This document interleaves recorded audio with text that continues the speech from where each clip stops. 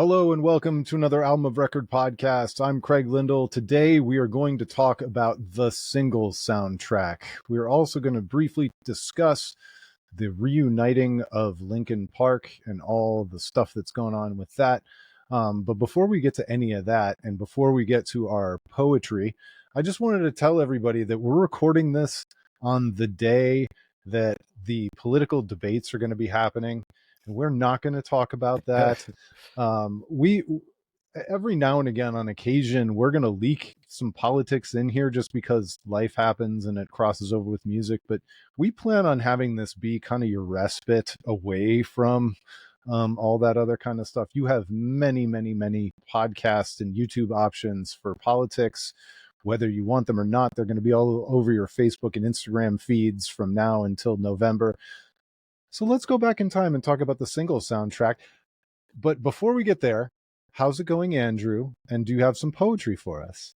Okay. I'm going to get to all of that, but I do want to break down the fourth wall a little bit here for everybody. Okay.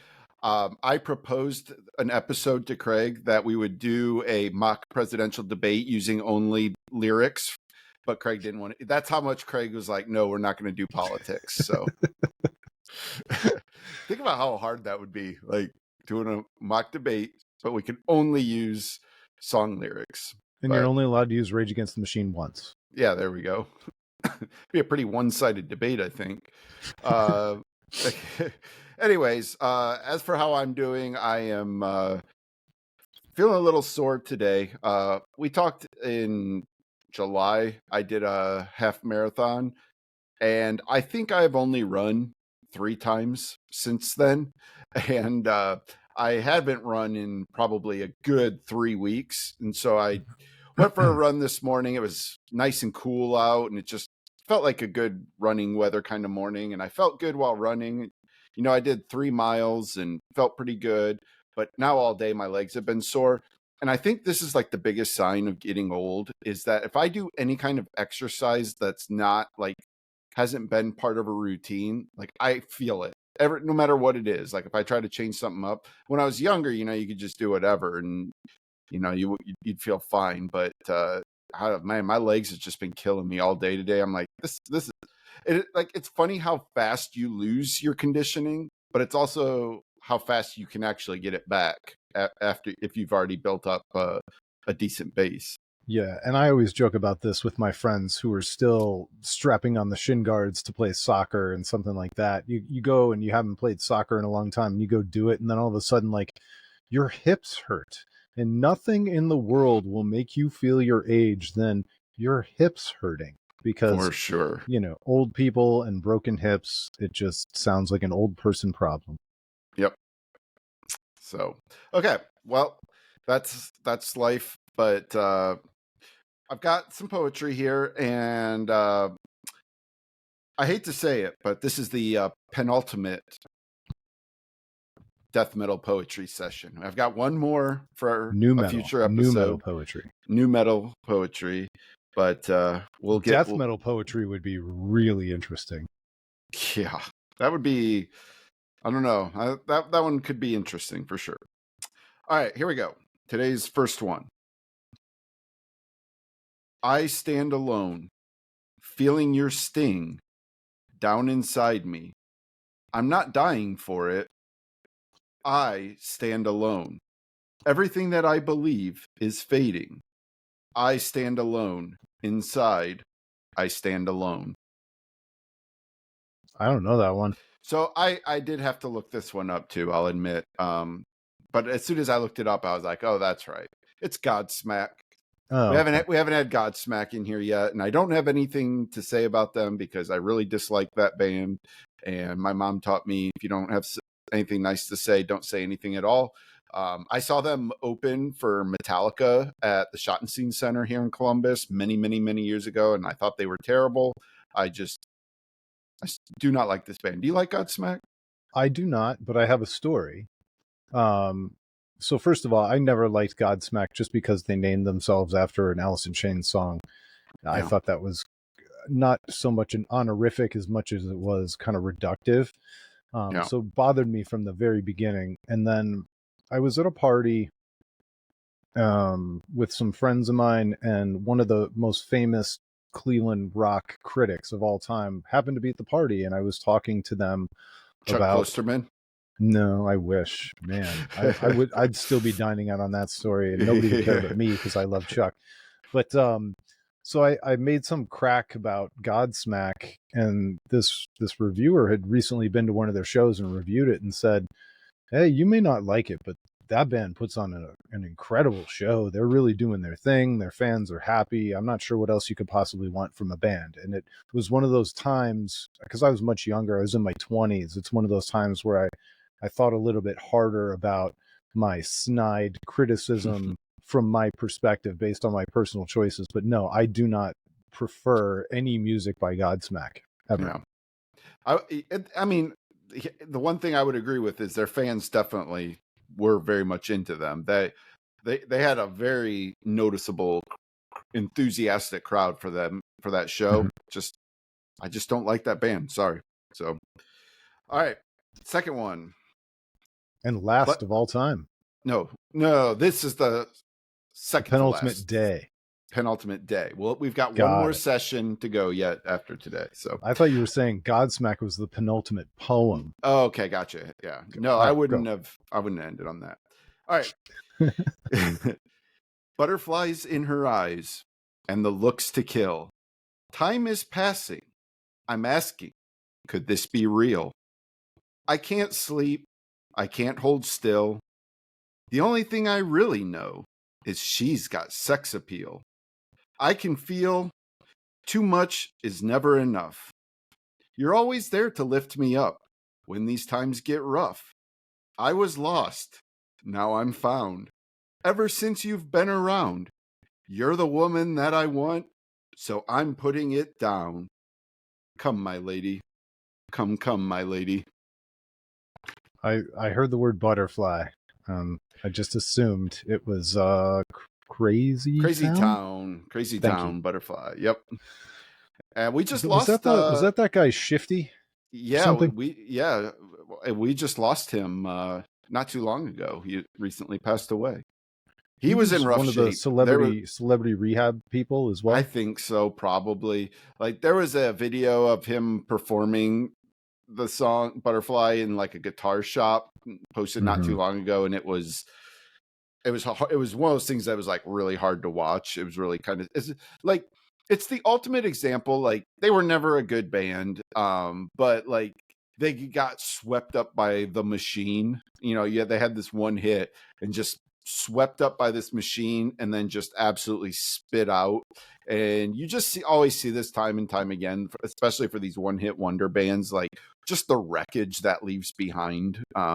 You know, like people think being a one hit wonder band sucks because, you know, well, you got a taste of it and then it's taken away from you. But like really what it sucks for is that like it propelled you into something and used you until you had nothing left to offer. And then it's just gone and it's not there to help you out when you need help afterwards. And I say all the time, I'm not smart enough to have answers for such things, but you know, I could make a bunch of snide remarks about that song. It's not a good song. Like I said, they weren't a good band, but you know, to me, it's just, it was just sad to watch that sort of spiral, and that's a band that went platinum, and you know that's where you see music and sports cross over the most, where an athlete gets drafted at the top of the draft and they get that first rookie contract and they just assume that success or that level is going to maintain forever and ever and ever, and man, it can run out fast. There's no safety net either for that, you know. No. When you're swept up in those things, whether it be sports, whether it be music, you know, even actors, you see it with a lot of child actors, especially. Like, there's no safety net for you when you fall out the other side of it, you know. So, and what job is Shifty going to go tale. get? You know, he's not going to right. become a teller at a bank or be a CPA. No. Yeah. You know that we've joked about that too.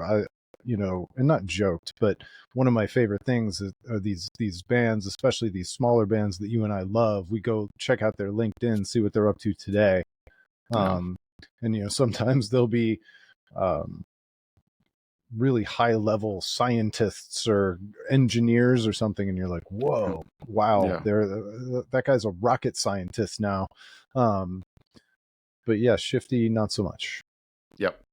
So All right, so we will all, speaking of new metal, it's kind of feels almost hurtful to call Linkin Park new metal, yeah. but they were one of the more quality bands to come out of that time period and kind of survive a little bit after the death of the majority of the new metal Drek. Yeah. And they recently kind of announced they're getting back together with a new female vocalist, and the controversy ensued. Yeah. So we'll start from the beginning. The got my prop here for this episode, my Linkin Park Thousand Suns LP. I've talked a little bit about this in the past, but Linkin Park has been kind of an interesting story for me. When their debut album came out, Hybrid Theory, is that what it was called? I think so. Yeah, I I didn't care for that album, and as you can tell, I even forgot the name of it. I I for whatever reason, I think at that point in time, maybe I was already starting to sort of tire of the second wave new metal thing. Um, I was a big fan of a lot of the first wave new metal, but I think the second wave, I was getting kind of tired of it.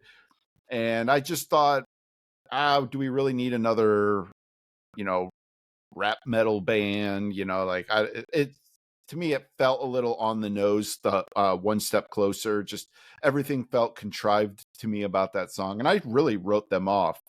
Um, and it wasn't until much later that I heard uh, Crawling, and that was the first time I kind of noticed like Chester Bennington's singing, and I was like, okay, like this guy actually can kind of sing, but I was still set in my ways that Linkin Park had to be terrible. There was also a degree of sort of uncoolness about them. Like, if to like Linkin Park meant like you couldn't be a trendy music fan, right? Like an enlightened music fan. You had to be above Linkin Park to be that. That was just for the common fans. The radio music fans. And I'm saying all of this tongue in cheek because like my perspective on all of this has changed dramatically over the last 10, 15 years. But at that time, I was very much like, I had to be a trendy music fan. I had to be on the cutting edge. And I don't know, like all those reasons, Linkin Park just didn't do it for me. But then when Meteora came out, their second album, that one there were a couple songs that I just couldn't deny. I was like, I really like these. So I bought that album to check it out, and I really liked it a lot. And then Minutes to Midnight came out. I loved that one even more. And so and then after that was a Thousand Suns, which is probably my favorite Linkin Park album. It's that or Minutes to Midnight. They're very close. I love both those albums. But the one thing I noticed was they really were experimenting, changing their sound, doing a lot of really cool things. I really discovered what a great singer Chester was, and I became a pretty big fan of their music, to be honest. And I didn't Well, care I anymore. think they escaped a lot of the trappings of that rap metal hybrid. I think the songs became more universally rock. They were anthemic, but they Yeah. were also pushing the boundaries of their songwriting to new levels. I think a lot of this has to do with our age too, because you and I were in our 20s or just barely into our 20s when they Mhm. really broke. And if I had been 15 or 16 when Linkin Park had come out, I know for a fact I would have been all over that first They'd have record. been like the most important band in the world to us, and It they was just were kind of to a so many mismatch, kids. and it was just a mismatch in terms of our upbringing and our timing when they came out, and then at some point those lines crossed. And Yeah. I never became a big fan. I never listened to all those records as much as you did, but I Yeah. did appreciate. So, like when Numb came out and some of those singles later Hmm. on from Meteora, I noticed and I appreciated it a lot more, even just from. I don't know if I was still listening to radio or what, but whenever I'd hear those songs, I Yeah. appreciated them. Yeah. And so, they certainly became a band I really respected, always looked forward to anything they were doing. I got to see them perform live as part of Metallica's Summer Sanitarium tour at the old Pontiac Silverdome up in Detroit. How were they live?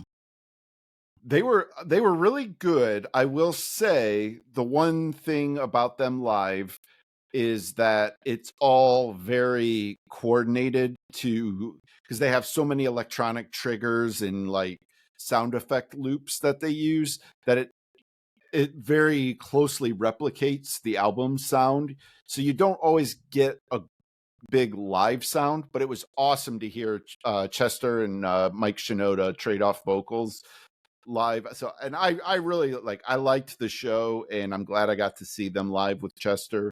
But I would not say it was like, oh, this like life changing experience for me or anything like that. To be honest, it was, but I enjoyed it, and I'm glad I saw it. Yeah, So then, unfortunately, I think it was like a month after Chris Cornell passed away. I I think think it was. that Chester that we learned that Chester then took his own life, and it was pretty heartbreaking. That was a hard time, and you know, I'm not going to put myself in the shoes of these people who like. As much as I grew to enjoy Linkin Park and really love their music, I would not say they were a band that like saved my life or anything like that, but they were that band to a lot of fans. To this day, they have a hardcore sect of fans who like their music meant something very real to them. And so when Chester died, I think it was just a crushing blow for everybody. And obviously, it was a crushing blow to the band as well. And, we really kind of just assumed that might be the end of Linkin Park. I don't know that I really expected to ever hear anything else from them. Maybe maybe a live album, maybe some demos, things like that. But, nothing substantive. Mike Shinoda did put out a solo album. It was okay, not super my thing, but he did put out a solo album. I just kind of thought that was it. And so, it was just funny. We were all so hyped up over the Oasis reunion, or at least I was, that I kind of like glossed over the fact that Linkin Park posted a timer on their social media or on their website, I should say. And this timer was counting down, and everybody thought like, is something going on? Well, the timer gets to 0 and then it starts going up. And so like there was no announcement or anything, and everybody was very confused about that. To this day, I actually don't know what happened with that. I don't know if there was some timing mix-ups or what, but then they like a day later they posted something like, join us on whatever date for a big announcement or something like that. Well, it was a pretty interesting way to make an announcement, but they put out a bunch of live clips. They performed live to some fans, announcing basically not only do they have a new singer, but they've got a new album recorded already with this new singer. And that new singer is Emily Armstrong. She is a singer of a band called Dead Sarah, who I'm not familiar with at all. I've never heard them. I don't know them either. They also had a new drummer. Their previous drummer didn't really want to be involved, apparently, and so they got a new drummer. And for that first day, I'm not going to get into my feelings about Emily Armstrong replacing Chester, like other than to just say, like, I think she's a good singer, and we know nobody can replace Chester. And maybe I'll just leave it there, I suppose.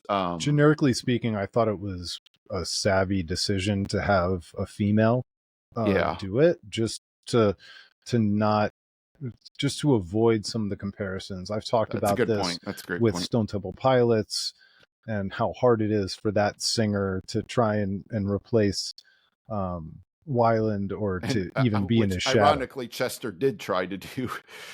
He did. But yeah, so but anyways, but for that first day, like I was super happy for the guys in the band. They genuinely seemed happy and enthusiastic. Zane Lowe did an interview with them that dropped the next day, and I watched that interview, and the guys just seemed at peace with this. Like they just seemed happy, and I was really happy for them.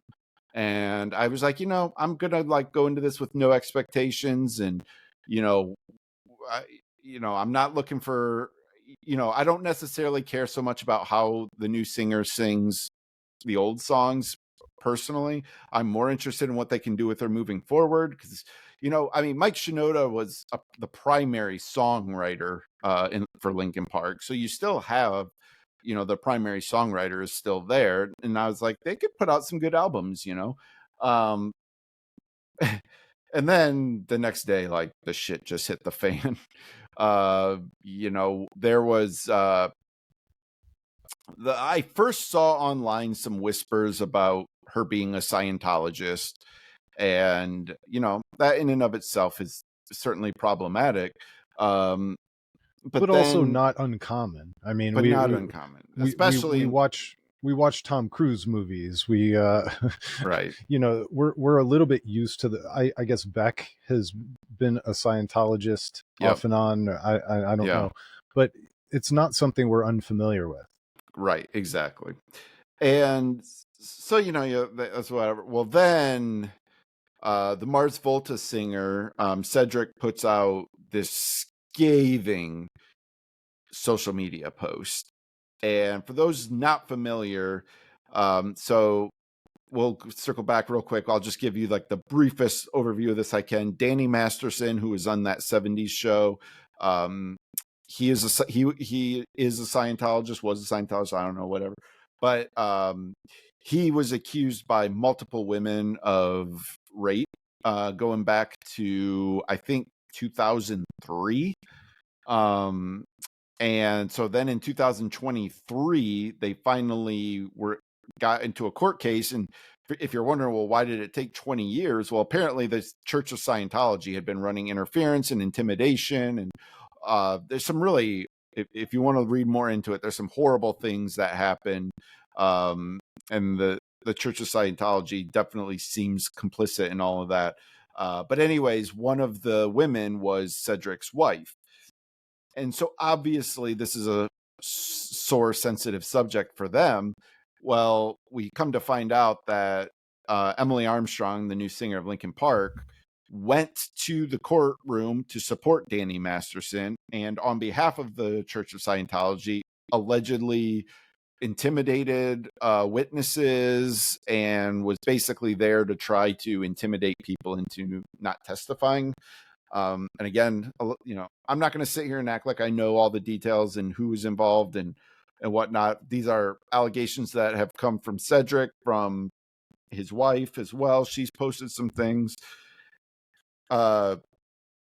Then Chester's oldest son, Jamie, he started posting stuff on social media talking about what a betrayal this is by Mike Shinoda and a lot of things going on there. But then we find out that Chester's wife, who he was married to when he passed away, she apparently has some sort of lawsuit or restraining order out against Jamie. And there's all kinds of tension that's just boiling out into the surface here.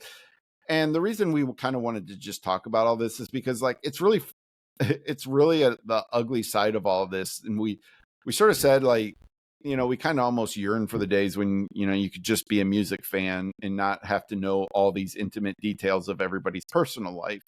And I don't want this to come across as me whitewashing anything that Emily Armstrong did, because I want to know more details about everything. I think it's a horrible look for Linkin Park right now. I think they're in a bad spot with all of this.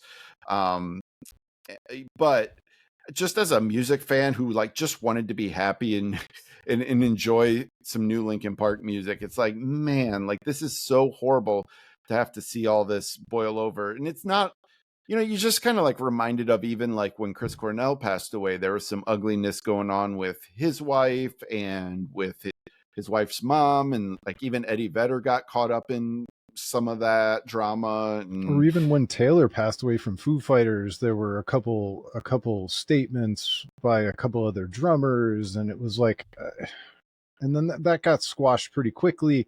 But it just, when all these things happen, and then fans and strangers and uninvolved people start spouting off on social media and in comment sections, and it just, I, in some ways, like, I'm not here to say who's right or who's wrong, because I have no idea. I just wish more people would take that tact, that they have no idea. Either follow Linkin Park or don't. Either be happy for them or don't. Either trust them to make a decision with their new member or don't. yeah, But like, for us to try and wade through all the he said, she said things, and who did what, and who was at what, and what was in their heart in 2013, and what was in their heart whenever these different things happened, like, there's just no way any of us can possibly do that. And there's a lack of recognition, I think, on the part of fans and strangers on the internet, to under everyone has a voice and they think they have to use it, and you just don't have to have an opinion on everything. yeah. And I want to be clear that, speaking for myself, but I know I'm also speaking for Craig. We're talking about the fans here. We certainly understand Cedric and his wife having Sure. the using their platform to try to educate people on their side of this. Like, I get it. I totally get it. If you read some of the things that they've gone through, it's some awful things. It even includes allegedly somebody from Scientology killing multiple of their dogs. Like, it's some pretty awful stuff. So none of this is pointed at people who actually are involved and in the middle of this and have details. They have every Right. right to express themselves. It's more about what I've seen from like fans arguing about this as if they know.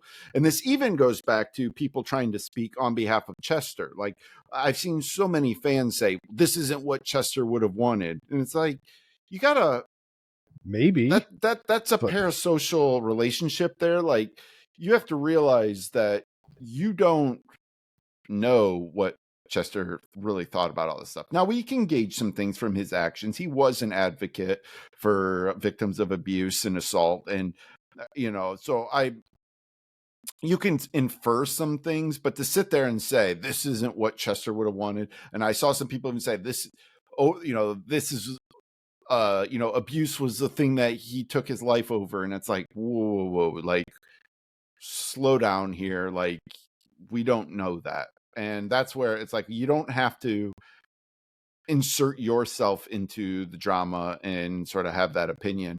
And it even goes down to even I wanted to read this. I pulled this up here. This is an actual comment that somebody left on Emily Armstrong's Instagram account right after she was announced. And this is before we knew all this other ugliness. So this even goes down to just the fact that Emily Armstrong was going to replace Chester Bennington. A commenter wrote, and I'll just read this in its entirety. We're glad you became the new Linkin Park vocalist. Little tips to reach the vocal level as Chester a bit. 1. Do not ever lose the grunt while in scream moment. 2. Don't give up singing or pass a mic to the audience way too often in critical moment. While silent, band and it's your moment to sing. Sorry if this is a little hard to read. This is not well written, obviously, but I saw you in live did that often. 3. Just practice to grunt in high tone to not get hurt in the future. 4. Linkin Park is a band where they perform live with cool, sad, angry, and lustful emotion. Show that when you sing live. Why the poker face? Cheers. I hope you can be better in your own version. And like, just don't be that person. Don't, like, I understand Linkin Park, like, fans feel a sense of ownership over music, and like, I'm guilty of that in my life. Like, there have been eras in my life where I've had ownership of like Pearl Jam's music. Like, I get it, But like to sit there and try to explain to her what kind of band Linkin Park is when she's in the band, like that that's a rough look. And telling her what kind of facial expression she needs to have, and so like there was just like a whole lot of ugliness going on from the fan side of this, and I Well, and that fan entitlement part is something that gets in my kitchen a lot. You and I have talked about this a lot over the years, whether it was with music, whether it was with TV shows or movies, like the ending of the TV show Lost, or the yeah, ending of the TV show Game of Thrones, where all of a sudden these fans feel like that it should be reshot because they didn't like it or it was too dark or whatever the case may be. There's like having the ability to get in somebody's mentions and to get in their comments, it just doesn't mean that you should, or that there's no unofficial code of conduct for how you should act as a person. Because right, then I forwarded you an Instagram post from a band that I love called Now Now, and there was they were commenting on somebody who had said, "Hey, could you please on your next record make something like Threads, which was their biggest record?" yeah, And she came out and she was like, "You don't understand what kind of trauma or pain or situation an artist was working through when they made a certain record in order for them to go back. Maybe they never want to go back there. Maybe they never want to do," and I'm paraphrasing all this, right, but this idea that you can just you're a performing monkey who can do whatever the fans want you to do on demand. Artists have to make art for themselves as well, and I think it in a weird ham-handed way, all this kind of goes together, yeah, between what these artists are trying to do and the decisions they're trying to make and what they're trying to accomplish for themselves in public in front of fans versus fans thinking that they can control it or comment or determine the outcome of it. yeah. No, I mean that's well said, and I'll just end this just by saying again, like I I certainly do want more information to come out on, is Emily Armstrong still involved with the church? What was her specific role with the Danny Masterson stuff? Like, I do want to know those details, but like ultimately, I think, as fans that we don't need to argue with other fans about all this stuff. We don't need to have a strong opinion on it right now. The album's not even out yet. Like, you can let this stuff sort of play itself out. Like, Emily Armstrong did put out a statement. I don't have it queued up here, but she basically did say that she felt it was a mistake to go there to support him and that she has not spoken to him after he was found guilty. And, I do think that there's room for people to grow and to learn, and there's room for forgiveness if a person is really put in the work to change and sort of see those differences. But at the end of the day, like, I think we can just let this stuff play out, let more information come to the surface. Then ultimately, when the new album comes out, you can decide for yourself, um, if you want to listen to it, or how you want to feel about it. That can be a personal decision, and you know, I think everybody can decide that for themselves. And with that, we're going to go on to a compilation, a movie soundtrack that was essentially my musical Big Brother moment. The Singles soundtrack put together for the movie Singles by Cameron Crowe. You and I have certainly talked about this at various points in passing when we were talking about Alice in Chains, Pearl Jam, Chris Cornell, and others. But we thought that it was important for us to truly dive in and kind of talk about the entire album and uh, the reverberations that it's had through musical history, just in terms of what it's done for us um, as music fans, what it's done for lots and lots of the rest of you guys who listen to this podcast and watch it on YouTube, in terms of making you fans and or making you the kinds of fans that you are today. Because this is just, as far as formative albums, the Single soundtrack very well could be, the most formative thing in my life in terms of making me a music fan. Yeah, I think maybe we'll start by just talking a little bit about some of the background of Cameron Crowe and the movie itself. I think it's important to kind of understand the place and time of how this all sort of happened and came to be. Um, so Cameron Crowe was married to Nancy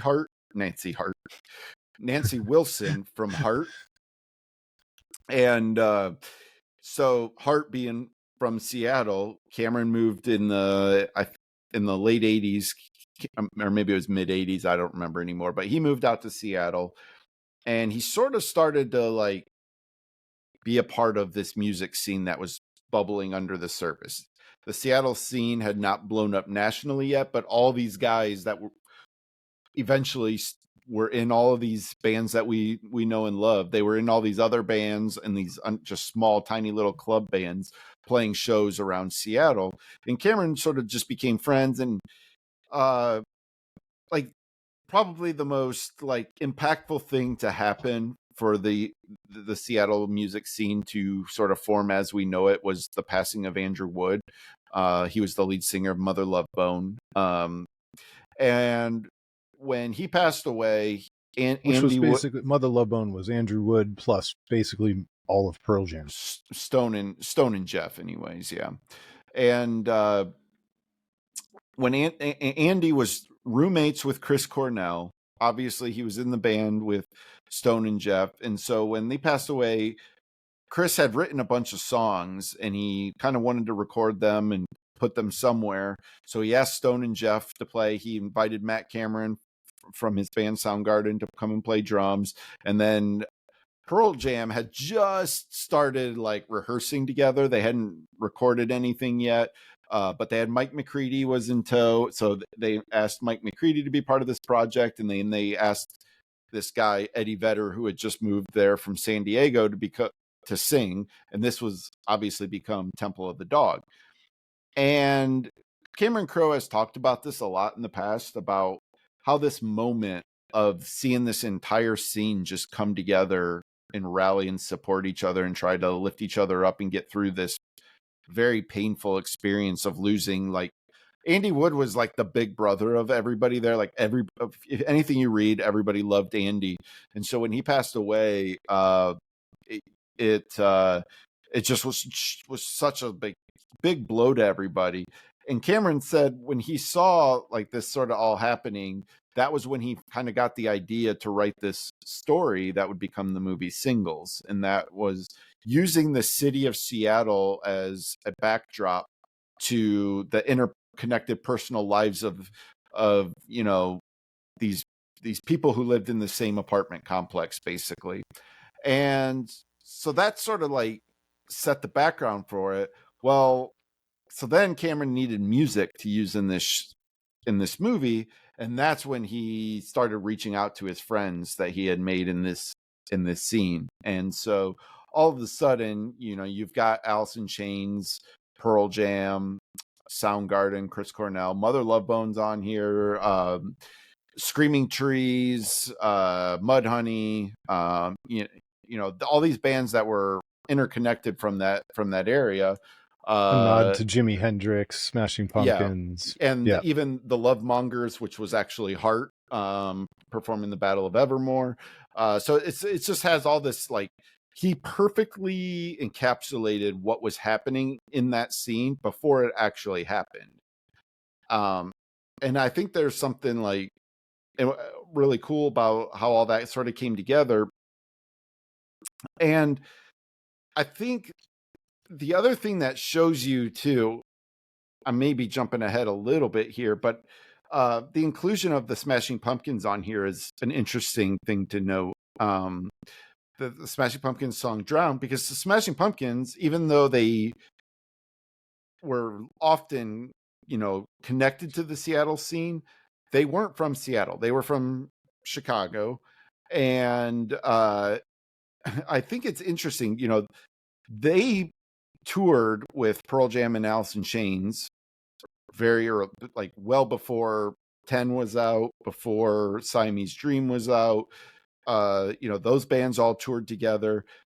Smashing Pumpkins were on this single soundtrack, like they were a part of that scene. And I think it's interesting because one notable band who had no influence on this was Nirvana.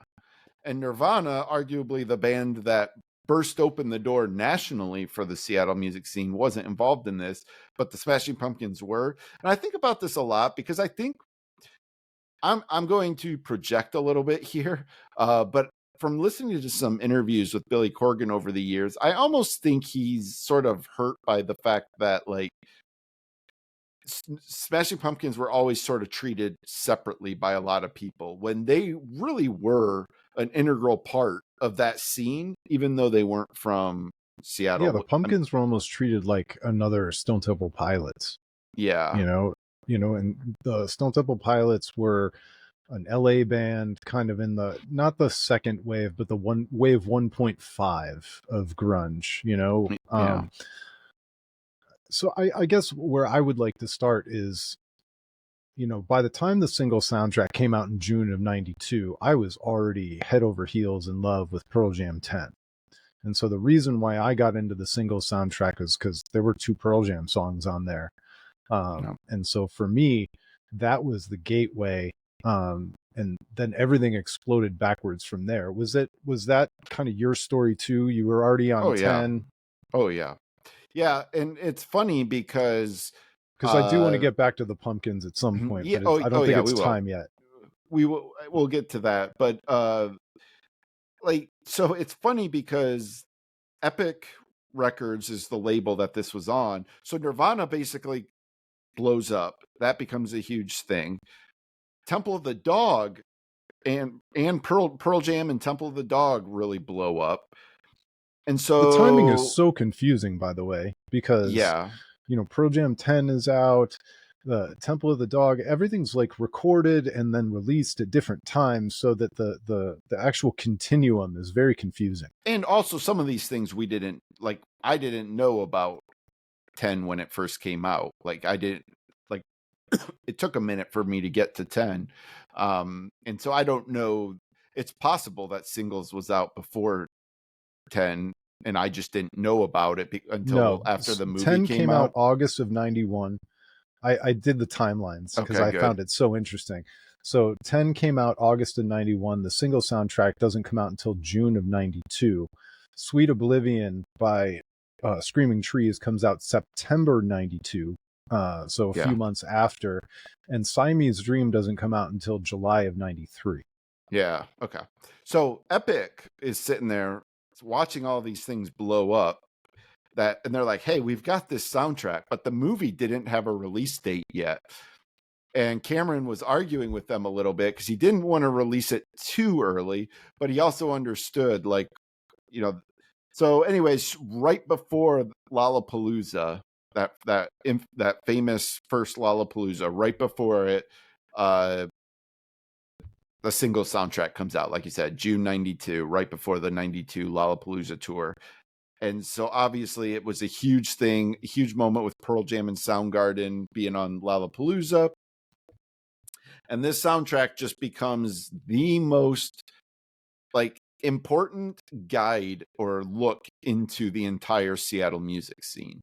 While we all have different albums that we love, this is like this connective tissue that sort of highlights all the different sounds and textures that were coming out of Seattle. Like you could just get a taste of everything that these bands in this scene had to offer, in just one fell swoop.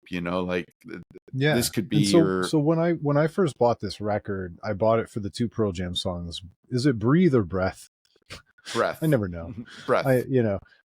Breath and State of Love and Trust. And then of course I fell in love with Chloe Dancer, Crown of Thorns by Mother Love Bone.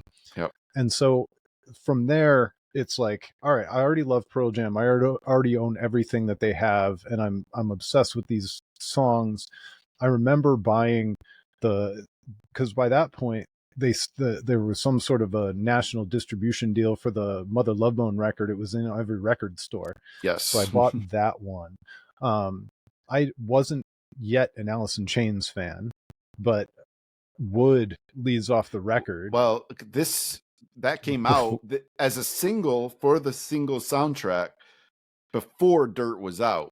Dirt was right, not out yet when this came out, which is right. pretty cool. Yeah. So all of a sudden, I'm introduced to Alice in Chains, and then that caused me to go to the record store and buy Facelift. And Yep. so, now all of a sudden I know about Man in the Box Which ahead I of Dirt think coming out.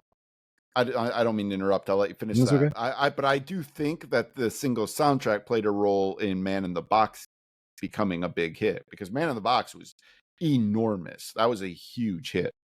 Yeah, it really was. But I wouldn't have known anything about Alice in Chains before this soundtrack specifically. Um, and then I'm gonna yield to you a little bit because I wasn't a big Soundgarden fan yet.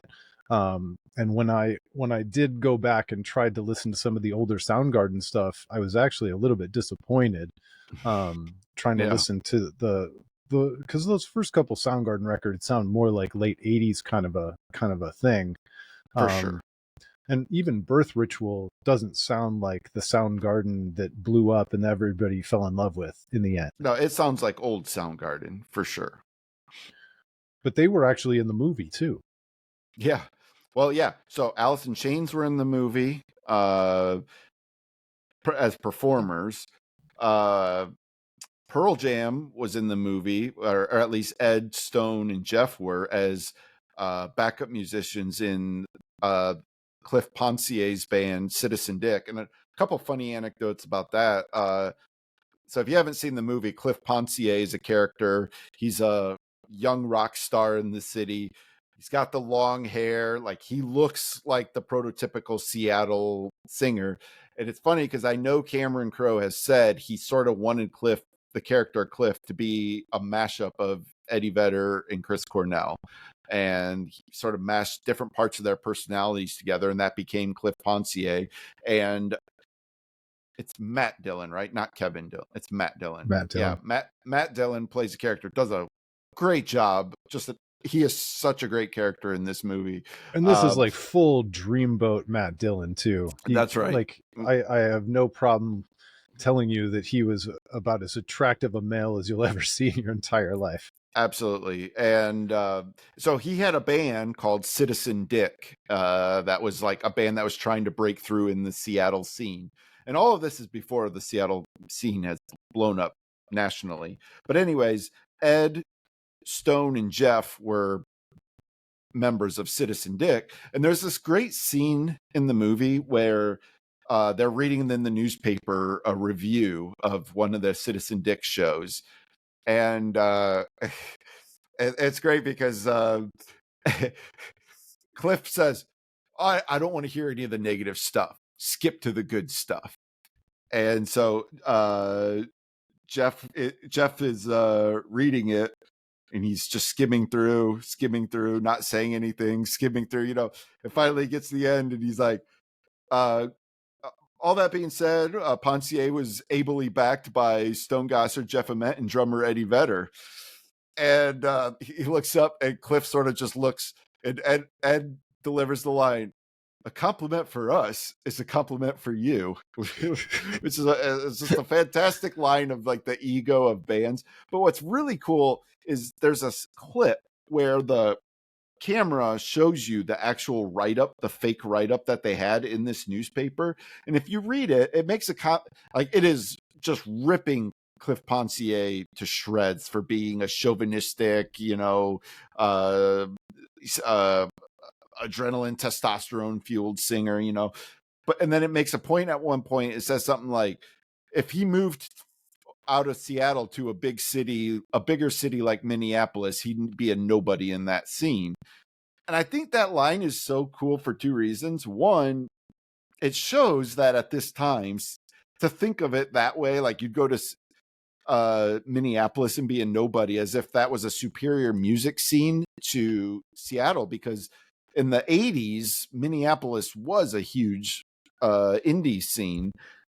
And so it's funny to like know what Seattle became. Like, you would have never in the 90s have talked that way about the relationship between Seattle and Minneapolis. And the other reason it's kind of cool is because the Replacements were from Minnesota, from Minneapolis, and Paul Westerberg, after the Replacements broke up, his first solo music he ever made was for the single soundtrack. And he did a lot of scoring for the album as well. He was heavily involved in the musical side of this. So you sort of have that connection to Minneapolis. So if you're ever wondering why Paul Westerberg is suddenly on this album, and his songs do stick out like a sore thumb on this album, I like the songs, but like as you're going through like this tasting menu of Seattle music, it jumps out when you get to this Paul Westerberg sound. Those are like overly infectious, catchy, sort of almost uplifting songs, which is, you know, in the style of the Replacements. But it's really funny though, because those songs really grabbed me when I was a kid listening to this record. Dyslexic Heart is as poppy and awesome a tune as you're going to hear, and Waiting for Somebody is also great.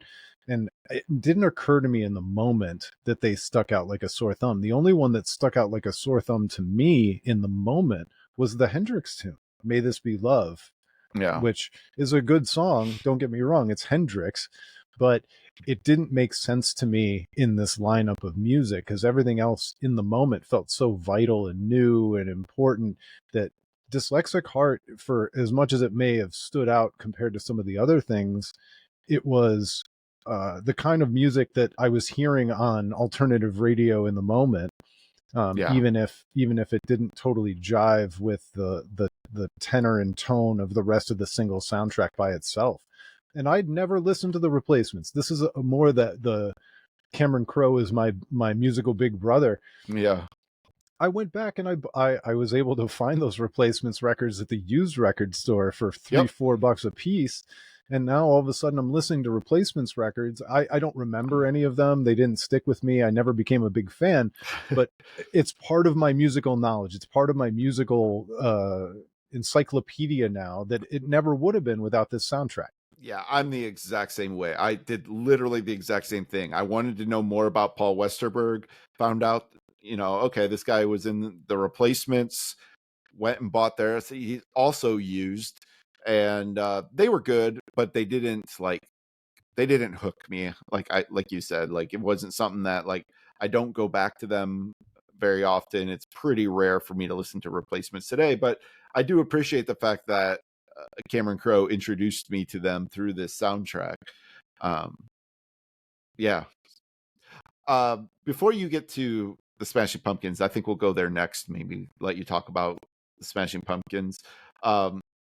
I do want to mention some songs that are in the movie that are not on the soundtrack, because there's actually a lot of songs in this movie. And by the way, I also want you to talk Mudhoney, because I don't do Mudhoney. I never did Mudhoney. Yeah, that's your cup of tea. Jane's Addiction, 3 Days, The Cult, She Sells Sanctuary, which is another one I looked up because I loved that song in the movie so much, and it wasn't on the soundtracks, and I had to I don't remember how I figured out who it was. Maybe, I think if I remember, it might have been like reading the credits at the end of the movie. You know how like they'll always like list all of them. Somehow I found out it was The Cult, and I ended up buying all of their albums, and those did stick with me. I used to listen to The Cult quite a bit. I really liked that band. We had Tad was on there with a song called Jinx. REM radio song. Pixies had a song, Dig for Fire.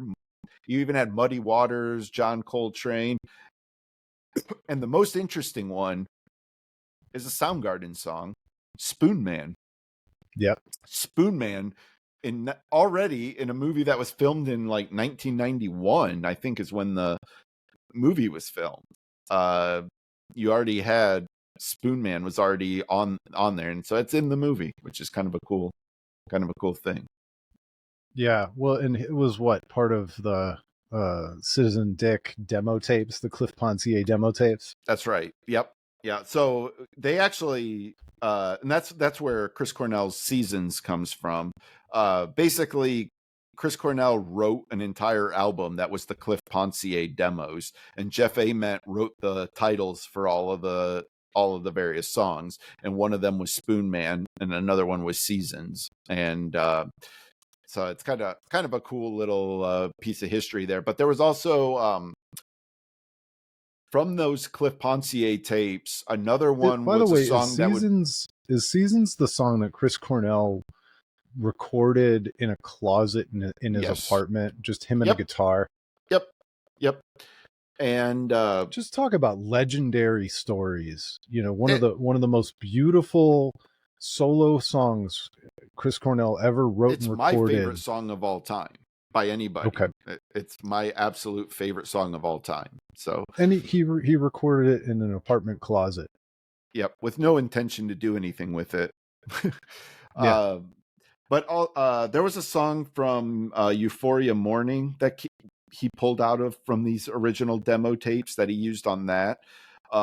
There was he used repurposed some lyrics, I guess, for a Audio Slave song. So like there was stuff in this Cliff Pontier tapes that they just made for fun that turned out to still be on some really cool, impactful records. So that's pretty cool too. Yeah. And so let's do the Pumpkins thing, because Yep. of all the bands that I discovered on the single soundtrack, the Pumpkins became the biggest hit for me personally. I became the biggest fan of that one, and I probably would have discovered them eventually anyway, but I felt like the coolest person in the world because, as I said, this record came out in June of '92. I don't know exactly when I picked it up, but pretty quickly, because I was already such a huge Pearl Jam fan, and I discovered Drown by Smashing Pumpkins. It's one of my favorite Pumpkin songs of all time. The the way it starts kind of quiet and builds, the building type song is maybe one of my favorite styles of song in the world, whether we're talking about transatlanticism, like that style endures for me to this day. And even the single soundtrack version of this song is over 8 minutes long. It ends with this crazy guitar noise, and I never once stopped that song in the middle of the guitar noise. I knew every blip and bloop that Billy Corgan made with his guitar to end that song. And I fell in love with it so much. It was the last track on the record.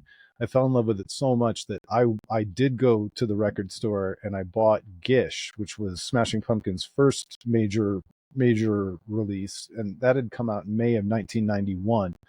And so, thanks to Cameron Crowe, I was first on my block to know about Smashing Pumpkins, and I obsessed over Gish for months and months and months until Siamese Dream finally came out in July of '93.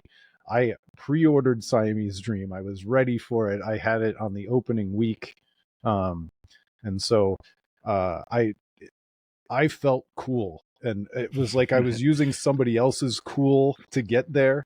Yeah. But uh, you know, that was my story with the Smashing Pumpkins, and it just I felt lucky. I felt fortunate. Um, it, I felt like my origin story was different than all of my friends. And my little circle of the world was just my friends, and it was magical. That song, I learned to play drums to that song because in the 6th grade I got my first drum kit, and I had that thing. I blew out my ears with headphones on, trying to play Jimmy Chamberlain's, you know, triplets and flams and all the different things that he does on the drums. And so half of my drumming style probably comes from Drown, just because I played it so many times in my basement, doing damage to my ears. Yeah, I I remember like I used to before I ever had my first bass guitar, like I remember I used to like take you know those like I don't know if you guys had these at your like county fair, but we would have these like wooden sticks, walking sticks that you could win by throwing rings over them. So I Yep. had a bunch of those, and I would always like use those as like air guitars to like pretend like I was playing all these songs. I remember doing that for Drown. Like it's kind of embarrassing to remember that now, but like, you know, I was You're 12, man. I You're was being a forgiven. kid. Yeah, exactly. But Drown was definitely a standout track for me as well. I did not go back and get Gish though. I sort of forgot about the Smashing Pumpkins for a bit after that. And I remember being at a friend's house. We were watching MTV and the video for Today comes on, and it was the first time I had ever seen it. And I remember seeing like the Smashing Pumpkins Today, and I was like, that's the band from the single soundtrack. Like, I knew who they were, and I was so excited. And so like you, I was in on Siamese Dream from day one because of that I already had that sort of base from knowing Drown on this album. It's such a like, I don't know what it is about that guitar riff, but that guitar riff, there's just something unique about it that just sticks with you and made this really really stand out. And I really appreciate, even though Alice in Chains is Wood is the last song on Dirt, it also works as an album opener. And I kind of appreciate the fact that the single soundtrack can be listened to as an album. Like, all the songs kind of make sense how this thing sort of flows. It really makes sense as a beginning to end album. And Drown is just the perfect way to close out this album. I just absolutely love that song, and I like you, I thought it was cool to know the Smashing Pumpkins before everybody else did. Again, thanks to Cameron Crowe. Yeah, so let's talk about Screaming Trees for a minute, because so the Screaming Trees record came out in September of 92, a few months after the single soundtrack. I don't know what month when I bought that record. It could have been early 93, but I was very early on them as well because I already knew the big single off of there. And I didn't follow the Screaming Trees as long and as hard as you did, and also Mark Lanigan. You were a giant Mark Lanigan fan long after Screaming Trees no longer existed as a band. But just you want to talk about maybe the most underrated Seattle record of that entire time period. Sweet Oblivion might be it. It was one of those that sold a lot of copies. It ended up in a lot of bargain bins. And man, Dollar Bill, all those other songs on Sweet Oblivion, it shouldn't have ended up in anybody's bargain bin. It should have remained in everybody's collection for my money. Yeah. So I have a lot I can say about the Screaming Trees, and I should put a time limit on you, though. Yeah, especially Mark. And we are coming up on the end here, but I could really talk forever about Mark Lanigan. I'm a bigger Mark Lanigan fan than I am Screaming Trees, but I mean, because of Mark Lanigan, I fell in love with the Screaming Trees. So when I heard that song Nearly Lost You on this album, there was something just mesmerizing about Mark Lanigan's voice. You just didn't hear rock singers with that kind of like raspy baritone booming voice, but the guitars in Screaming Trees were like, it's really like big sound, and it was always like this weird juxtaposition between his they were voice in full color, man. Yes, that's a great way of putting it. And so, like, even though Mark Lanigan, I would say, has a powerful voice, it was always like, felt like it was like right under the surface of that. And there was always like this weird dynamic between Gary Lee Conner, the guitarist of Screaming Trees, and Mark Lanigan. They famously didn't like each other very much. And, you know, like, the Screaming Trees were sort of a interesting tale. They've had many albums before Sweet Oblivion. You know, Uncle Anesthesia is one you can go back, and that one was a really great album. But they even had other ones even before that. Deep into the 80s. They had started in 84. Yeah, I was gonna say, they came up in the mid 80s with Soundgarden. Chris Cornell produced one of their first albums. I don't remember which one, but Chris Uncle Cornell Anesthesia. actually. Oh, he produced that one? Oh, Yeah. okay. And so they were good friends, like Soundgarden and Screaming Trees, and it's one of those situations that before the Seattle scene exploded, Soundgarden, quote unquote, blew up. You know, they got signed to a major label before anybody else. They were the like first band that like people really thought there might be something to them. They opened for Guns N' Roses. There was a vibe, an energy to them, and Screaming Trees sort of just got swept under the rug. And then all of a sudden, Pearl Jam, Nirvana, Alice in Chains all get big. I would even say Mudhoney a little bit got caught up into it a little bit. But like Screaming Trees were sort of forgotten, and they recorded this album, Sweet Oblivion, which is a phenomenal album. They couldn't get it released. No labels were interested. Nobody wanted anything to do with it. And it was a very frustrating period for the band. And, again, because Cameron Crowe had the decency to put this song on this, and it was a late inclusion. It happened very late in the process. Put it on here as the second to last song, Nearly Lost You. And because of that, and people hearing this song, the record labels then wanted to build the momentum from this single soundtrack. They finally agreed to put Sweet Oblivion out, and that's the reason. And after being on the single soundtrack, Nearly Lost You, I'm reading this, I don't remember this. Nearly Lost You peaked at number 5 on the modern rock tracks chart, and number 12 on the mainstream rock tracks chart. And so that fast-tracked their album that had otherwise been passed over. Yeah. And I think like the Screaming Trees are kind of funny too, because we love these Seattle bands for their music, to be clear. But like you had Eddie Vedder, who was on the cover of how many magazines? Time magazine. Yeah. Yep. When time was time.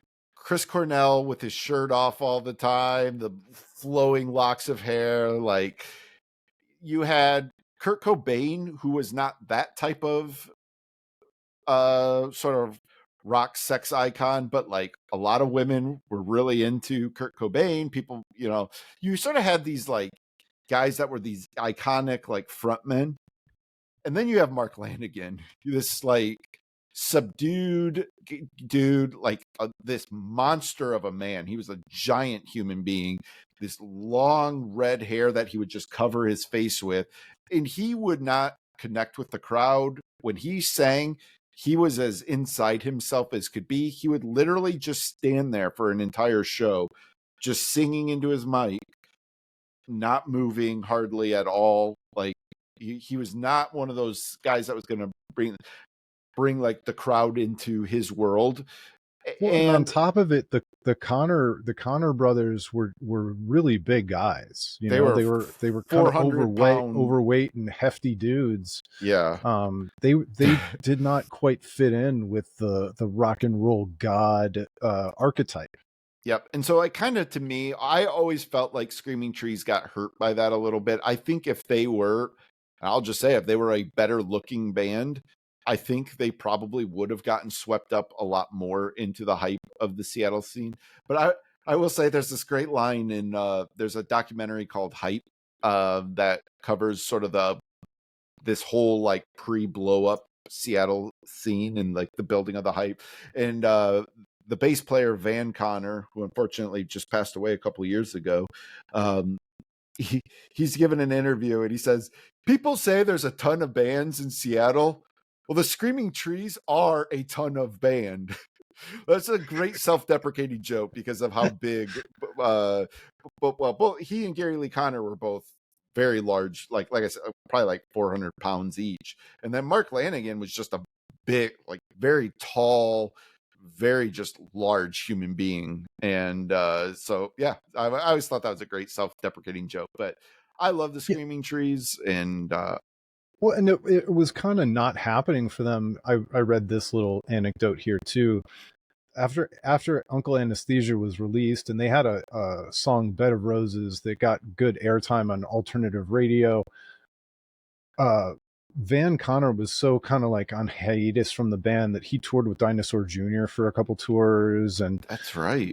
It's like it just never quite all came together for them the way it could have, or the way it did for some of their Seattle peers. And yep, I don't know. It's a wild story because that that record, Sweet Oblivion, is of a kind that it Yeah. should have been for musical reasons. I'm with you Yeah. on all that other stuff, but for musical reasons alone, it should have launched them just as big. But they also didn't follow it up for like 3.5 or 4 years. Yes, it was about 4 years. I would guess like 96, probably somewhere around there. They like again, it was a dysfunctional band anyways. The personalities didn't match. Like Mark Lanigan and Gary Lee Conner could not be more different people, just in every aspect of life. They were just dramatically different people, and they didn't get along, and that created some problems. But an interesting thing I will throw out there that a lot of people may not know is Josh Homme played with Screaming Trees for a little bit, which is kind of I didn't know from that. Josh Homme from Queens of the Stone Age. And that's how he got to know Mark Lanigan. And Mark Lanigan, after the Screaming Trees broke up, then joined Queens of the Stone Age for a while. So kind of a cool little intersection there. Well, Andrew, I'm sure there's stuff we're leaving on the table. Are there any other We things that we need to talk about before we There's leave? one thing we need to mention. And it's How ironic stupid that am I going to feel when you bring it up? you're not going to feel stupid, Oh, but good. it's not ironic, it's unironic, but it's fitting that the band we sort of forgot to talk about on this really was Mudhoney.